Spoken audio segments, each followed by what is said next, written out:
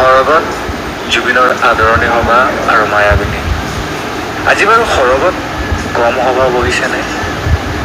জ্যোতিপ্ৰসাদ হৈছে সভাপতি, সম্পাদক বিষ্ণু ৰাভা, জয়ন্ত হাজৰিকাই দিছে আদৰণি ভাষণ। হোৱা খগেন মহন্ত, অৰ্চনা মহন্তও বহি আছে নিৰলে। দেখিছোঁ আগৰ শাৰীত প্ৰতিমা বৰুৱা বাইদেউৰ সৈতে দীপালী বৰঠাকুৰ সংগী হৈ বহি আছে নীলপৱন বৰুৱাও। ভিতালীবাৰ আজি ভীষণ ব্যস্ততা, কিয়নো জোনবাইৰ দেশলৈ জুবিন আহিছে। সৰভোজৰ দায়িত্ব ভিতালীৰ। অৱশ্যে সহায় কৰিবলৈ লগতে আছে গায়ত্ৰীও। ভগ্নী জংকীৰ চকু আজি চলচলীয়া।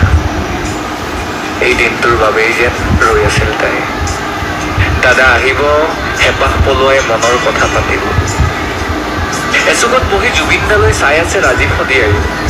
মুঠতে সৰগৰ অসম ভৱনত আজি বিশাল সভা।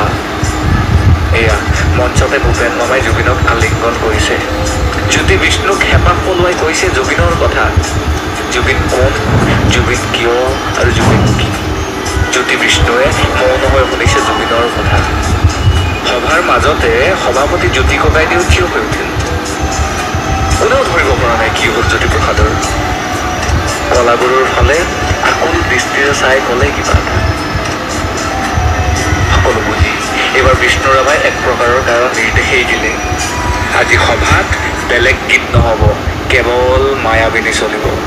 সৰগত এতিয়া মায়াবিনীৰ গুঞ্জন।